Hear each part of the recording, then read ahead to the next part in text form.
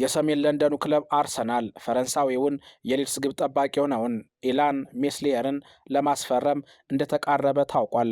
የ26 ዓመት ፈረንሳዊ ከባለፈው ወር ጀምሮ በነፃ ዝውውር አዲስ ክለብ ለማግኘት ሲፈልግ እንደነበር ተሰምቷል። በመጨረሻም አርሰናልን እንደመረጠና በቅርብ ሰዓታት የሕክምና ምርመራውን ሊያደርግ እንደሆነም ተገልጿል። መድፈኞቹ ከዴቪድ ራያና ኬፓ አሪዛባላ በመቀጠል ሌላኛውን ግብ ጠባቂ ሜስሊየርን ቡድኑን እንደሚቀላቀል አረጋግጠዋል።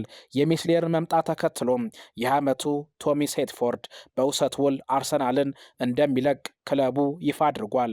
ሜስሊየር ባለፈው የውድድር ዓመት ለሊድስ ዩናይትድ አንድም ጨዋታ አላደረገም። ነገር ግን ጥሩ ግብ ጠባቂ እንደሆነ ብዙዎች ይመሰክሩለታል። የቀድሞ የሎሬዮ ተጫዋች በሊድስ ቆይታው ከ107 ጨዋታዎች በላይ በሊድስ ማሊያም መጫወት ችሏል።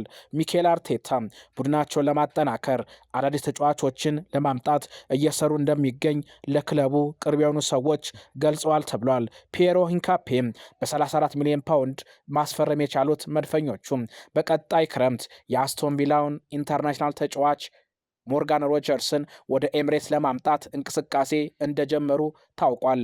ተጫዋቹም አርሰናል መቀላቀል እንደሚፈልግ በክረምቱ የዝውውር መስኮት መዳረሻው አርሰናል ሊሆን እንደሚችል ፍንጭ መስጠቱን በርካታ ሚዲያዎች እየዘገቡ ይገኛል። አርሰናል ይህንን ተጫዋች ኢንተርናሽናል እንግሊዛዊን ተጫዋች ሞርጋን ሮጀርስን ወደ ኤምሬት ለማምጣት ከተጫዋቹ ጋር ሲያደርግ የነበረው ግንኙነት በጥሩ ሁኔታ ላይ እንደሚገኝና በግል ጉዳዮች ዙሪያም ከመስማማት መድረሳቸው ተሰምቷል። የአስቶን ቪላ አመራሮች ተጫዋች ለመልቀቅ ፈቃደኛ ባይሆኑም ተጫዋቹ ግን ወደ ኤምሬትስ መሄድ ፈልጋለው፣ አርሰናል ለእኔ ትክክለኛ ቦታ ነው ብሎ መናገሩን ለክለቡ ቅርብ የሆኑ ሰዎች ለአስቶን ቪላ አመራሮች መናገራቸው ታውቋል።